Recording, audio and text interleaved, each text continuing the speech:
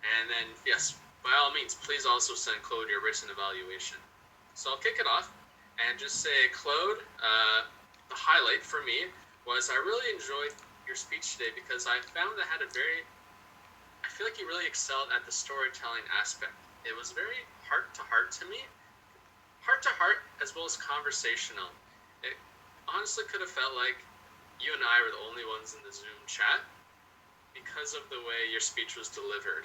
And when your speech is like that, when you feel like you're the person being spoken to because of the way it's done, it really makes it easier for the audience to connect and really absorb what you're saying. Like, if we rescheduled the meeting and you had a 20-minute speech, fine with me. Like, I was absorbed into the information, and I found that you had the vocal variety really stood out to me. Every sentence you said, the tone matched the content precisely.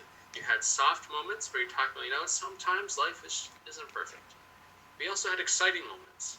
And I think a lot of your speeches are more on the more energetic end, so it's good to see the vocal variety. Like, that stood out to me. It's always a difficult thing for me to find areas for improvement for experienced speakers. It's a weakness of my own. So for me, I found something maybe more you can excel, take to the next level. Maybe it's more advanced.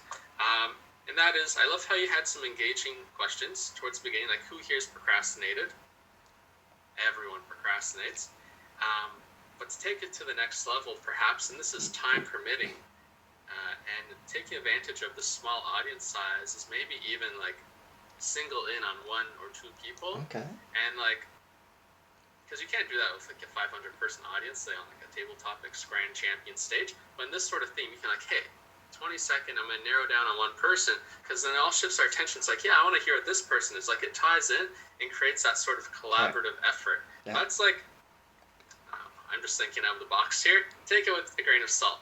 With that being said, maybe I'll open it to one other person who'd like to offer some feedback, and then I'll pass it to a nook. So, one person who'd like to give Claude a few words of advice on speech. I see Yen with her hand up. I love the enthusiasm, so I'll pass it to Yen. Thank you. For just a minute and a half. Save my efforts of typing all this. So, Andrew Chia touched really key points about how your storytelling techniques are really personal. And I think that's part of it is your personal speaking style and liking to relate with the audience. Things that work are in your introduction.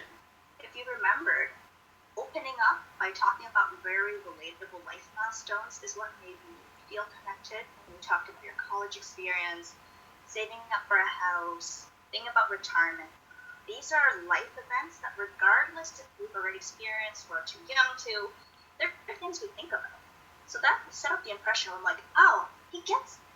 I want to connect.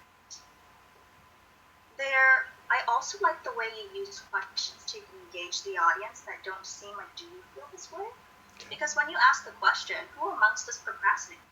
It's a way to engage the audience, but it also reinforces the main message. So you're accomplishing 2 things in one concise, really effective phrase. The next part of my evaluation is to challenge you to extend your storytelling technique. Okay. This is nothing to say that, if he did this bad, you could have done better. Mm-hmm. It's about leveraging what you're really good at. Okay. When you take a step back at your speech style, the introduction is about connecting to the audience at a personal level and relatable experience within our own life circle. Okay. When you talked about 3 famous people who are also procrastinators, they were good things for us to learn from, but it felt like a different style. Mostly because I feel like you're missing the transition. So you talked about these great authors, that's great. Mm-hmm. How does that connect to you or us as a personal level? It could be something similar as saying like the next time you watch Netflix or something, you should consider taking these inspirations down back to a personal level, because the rest of your speech has been segmented as that way. Okay. Towards your end of your conclusion, you were talking about 3 projects that you personally procrastinated on, which is good. They are relatable. I could be doing such an experience. However, it's kind of a different zone where you were centered around you. The most of your speech was about that relationship between you and the audience. Okay. So if you would consider minor reframing it as you want to work on a project together with the audience, have having like a audience and you relationship Okay. throughout your speech Yeah. will make it a nice flow, Mm-hmm.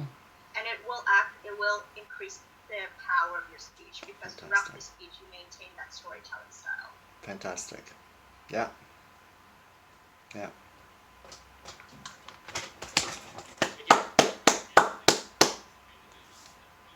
Thank you.